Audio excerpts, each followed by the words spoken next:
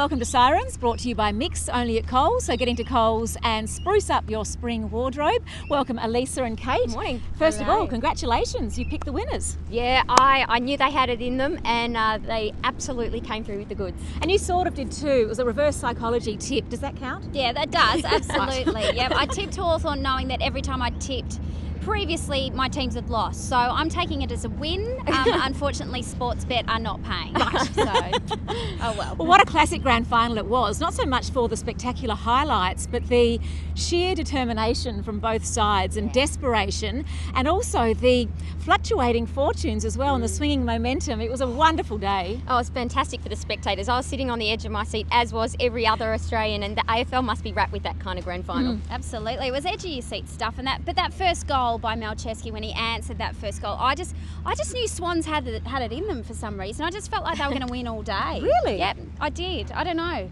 I must be psychic. Yes. I must be. Who's going to win the Melbourne Cup? Oh, I wouldn't even know. Okay, highs and lows. Your high?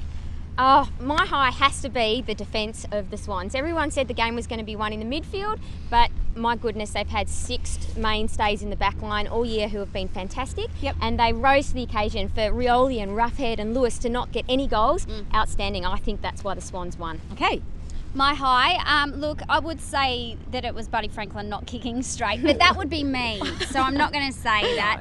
My highlight was absolutely Chelsea Roffey goal umpiring. I was so proud when she walked out there. I was at a function, we gave her a standing ovation, and she got more cheers than any of the teams as far as we're concerned. She was my BOG, absolutely. Great. Well, mine was Adam Goodes. Talk about a courageous performance. I mean, I'm with the club doctor on this. How on earth did he go back out onto the ground with a torn PCL, which is a significant injury, happened in the second quarter, went back out there, said to John Longmire, hey, don't worry about me, I'm fine. Played in the forward line, kicked a crucial goal in the last quarter, and he really did send the message to the rest of the team that, you know, I'm here to help you get through it, boys. Yeah. And he got the job done. If I ever have a kid, I want all those Swans players just to come up and coach me, because their pain management is fantastic. Yes, and he didn't even have an injection. I know. It was, it's like he could have lost a leg and he'd still go, nah, I'm right, horse, I'm right. It's okay. Yes. Lows. My low point is a bit unusual. I'm going to take a bit of a stab at the Norm Smith medal, and it's not that O'Keefe wasn't worthy. His disposals and his tackling was outstanding, but it always focuses on the midfield, and I really think that with the Hawks having 61 inside 50s and only 43 for the Swans, it shows that the Swans' defence really helped win this game for them, and they don't ever get enough credit, and there needs to be some general bigger recognition for the defence. Okay, more recognition for the defence. Your low? My low was the medal presentation with the Sydney players. I know, it's controversial. I thought their cap presentation onto the little kids was at times disgraceful. There was one player, he put a cap on sideways, another put a cap without being folded, another player took the cap completely. I think, Sydney, if you're coming back next year to win a premiership, I want to see that rectified. Okay. It's very important. Lift. My low was the weather. It wasn't a day like this, was it? It was like the weather gods were saying, we will not be upstaged by this game. Yes, I mean, Mother Nature was crying because Collingwood wasn't playing. I wouldn't go that far. Let's talk about the spirit of the Bloods, because we hear that phrase a lot. What does it actually mean, and how can we get it? Well, I think it's expensive and valuable and amazing because you can't buy it, you have to create it from within. And it's probably started with South Melbourne, but Roosie and Longmire have brought it from within. Those boys set the bar where they want it and they hold each other accountable for it. And there's not one single player who thinks their brand's more important than the team. Yeah. It's all about the team. Yep. Do you think that that's because of them being in Sydney, being away? Like Melbourne is it's the pressure and that, that hero worshipping that goes on in Melbourne. Yeah. Whereas Sydney, they can be a bit more anonymous, get the job done. I think that's an excuse for the Melbourne teams. I absolutely believe it. If all the players will commit themselves, you can create that culture. Yeah, yeah, but a good point though. No, I think being away from the cauldron does allow this culture to develop. Yeah, because it's not like you say, aside from Adam Goodes, you probably don't have any of those real standout stars of Sydney. Yet on Saturday, I think everyone's going to know about 6 or 7 more Sydney players' names. Okay, they're a true team. A quick word about Hawthorn. they have every right to feel shattered because their footy this year, the best footy, came from the Hawks. They just weren't able to reproduce it on the day because of the Swans' defence. What do you think about 2013? They're already installed as flag favourites. Nah, I disagree. I don't think we can stand here and predict that at the moment. I mean, who would have picked that Adelaide would finish second on the ladder at the end of the home and away season? I mean, we don't know what we're talking about. I had them in the top 4 though. Did you? Yes. Well, you're optimistic.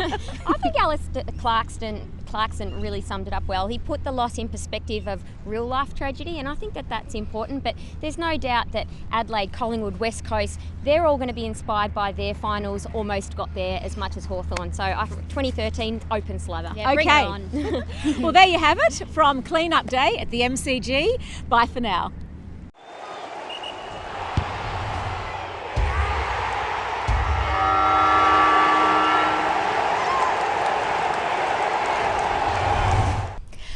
Well, the Sydney Swans are the toast of the AFL world, and joining me now to talk about their premiership is former South Melbourne captain, 5 times best and fairest and 1970 Brownlow medalist, Peter Bedford. Welcome to Sirens, Pete. Good to be with you, Angela. Well, first of all, as a member of the Swans family, you must be delighted. I couldn't be happier, Angela.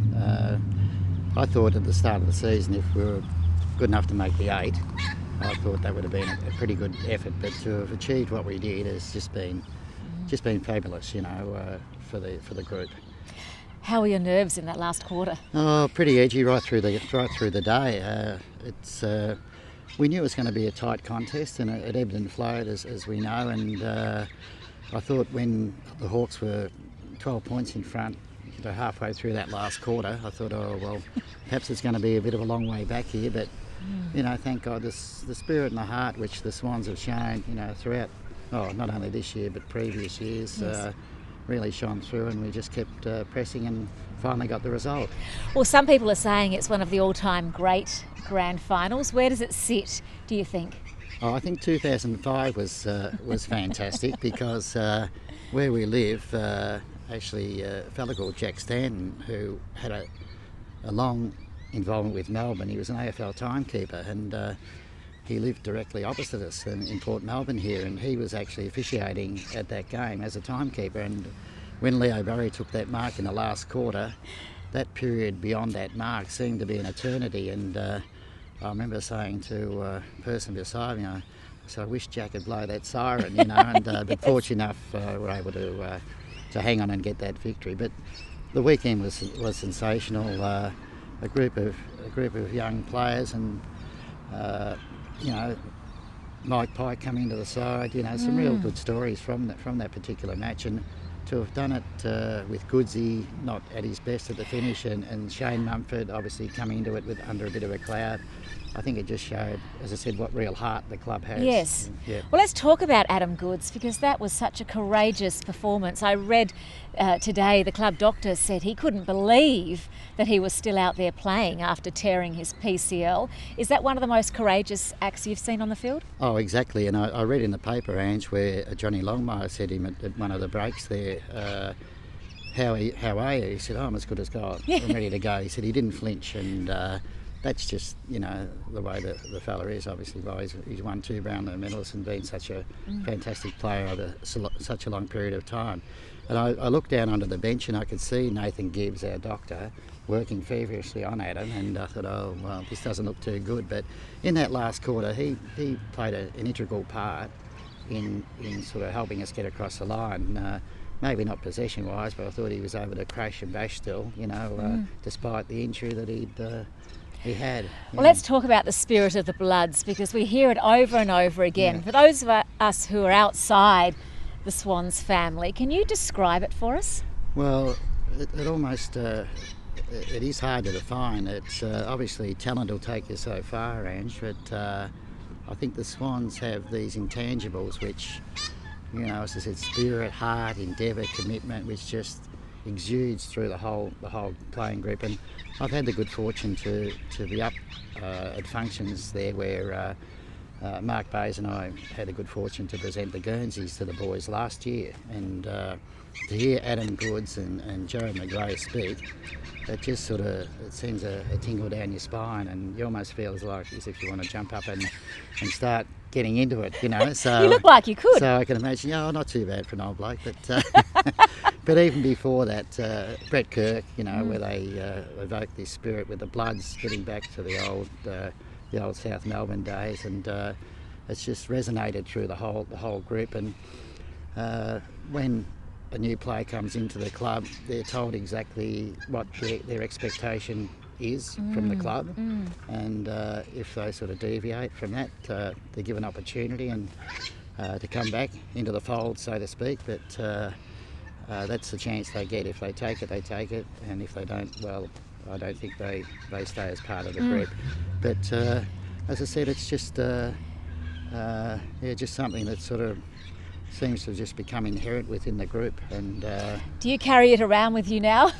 The spirit of the Bloods? Yeah, I do. I sort of, just having grown up in Port and South Melbourne and followed the Swans as a youngster, and wearing number 14, I'm a jumper, Bobby Skilton's number, and then having the good fortune to play with Bob. You know, both of us lived in Port Melbourne, and I think the pleasure we're getting out of seeing this group perform is just a joy to behold, Angela. And what about 2013? Are your expectations higher now after what you've seen this year? Well, I think we've got basically a young group. I know Adam and Ryan O'Keefe are, you know, over the 30 mark, and but I think with the influence of the younger players, I think it gave them a real impetus to seeing those young fellas do so well, and they sort of got caught along with the thrust of it all, so to speak. And I don't think we should look too far ahead of ourselves, because a lot can happen in 12 months, Ange, you know. And but I think if they continue to play in the same vein they have played over the last 10 or so years, you know, I think we'll still be a pretty competitive outfit. Finally, a word on John Longmire. Now, there's a succession plan that really has worked. Well, exactly. You know, well, John's been there, as you know, probably for the best part of 10 years nearly now, I think, and he and Roosie had a wonderful relationship, and obviously he's taken a bit from what Roosie did in his tenure at the Swans, and obviously he's added other elements from his own perspective, and it's just been a seamless transition, Ange, and one that, you know, as I say, the administration, you know, I take my hat off to them with the way they've done things. It's just fabulous from the Swan supporters aspect. Well, continue to enjoy the celebrations. I know you will. Oh, certainly will. Let them last as long as possible. Exactly. Well, I'm still involved with a little bit of cricket, so I can enjoy it for another week or two, Ange, and we might get stuck into a bit of cricket. Played for Victoria. Long time ago. Thanks for joining us on Sirens. Pleasure, Angela. Thank you.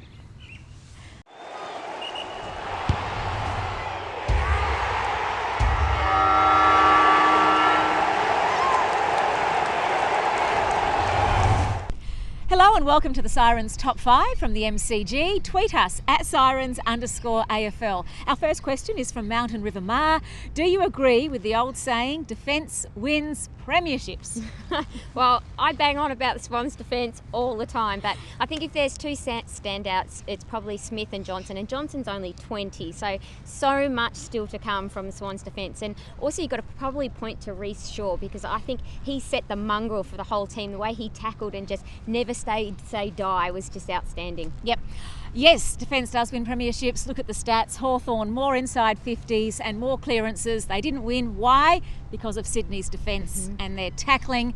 They were also more composed as well in the dying stages. Yeah, and I think it doesn't help to kick some goals every now and then as well. So that's my professional opinion. Okay, from Hot Dog 21. So Sirens, what did you think of the grand final entertainment? I thought it was good, but it was sort of like the single show, like halftime entertainment. You've got one band in the middle of the entire ground and not much else happening. So the music was strong, but if it wasn't your kind of music, there wasn't really much else. I think there can be more. It's got to be a bigger show. It gets a tick from me. I like the fact that we had some homegrown entertainment this year. I don't know why it's taken this long to get Paul Kelly onto that stage. He was terrific, and I can't speak for the Temper Trap, but Paul Kelly and Tim Rogers are big AFL fans as well, which adds to the... It was in tune at least. Yeah, it was, it was better than meatloaf. Yeah, I'm with the entertainment. I'm kind of take it or leave it. For me, the footy is the main part of the day. You know, I'm off having a toilet break during quarter time, half time, pre-show. You know, I think put as much money into it as you like, AFL, but at the end of the day, the fans are there to see the footy, and that's what matters. This one's from Karen _. What was your favourite grand final moment? It's going to sound a little contrived, but it's really not.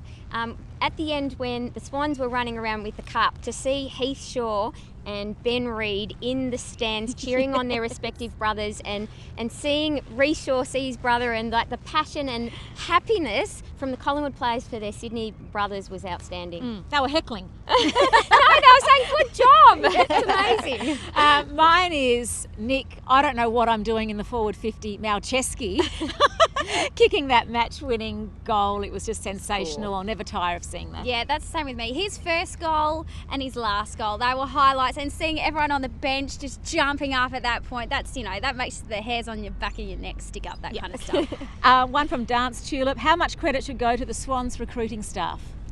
Oh, well, I think recruitment's really important, but it's what you do with them when you get there. And I think that the Bloods culture and the way they make new players that come in accountable to their standards, and they all form together, like the mateship that really holds that team together is important too. Yep, and they were able to regenerate that list after the 2005 flag without bottoming out. Yeah. And that is crucial, especially in the Sydney market. You don't want to bottom out. Yeah, and look, one of my other favourite moments on Saturday was after the game, seeing all the boys, and you could just make out Paul Roos's face in the background, and I just thought there's no chance in hell you would have seen Mick Malthouse out there in the background if Collingwood had won that grand final, and I think that says it all. And finally, from Sea Coro to all of us, did you scull every time Chelsea Roffey waved her flags? No, I am not a beer swigger, but I really did enjoy it when she went from serious to smiling, because she's great. She's so earned her place here, and she did a fantastic job. So I enjoyed seeing her smile and enjoy the occasion. I didn't scull. I'm having a baby, that's why I didn't scull. Under other circumstances, I would have. I did, and I had to have a nap at half time. So. And on a serious note, well done to Chelsea Roffey. I mean, she's one of those understated types who doesn't want to blow her own trumpet, so we'll blow it for her.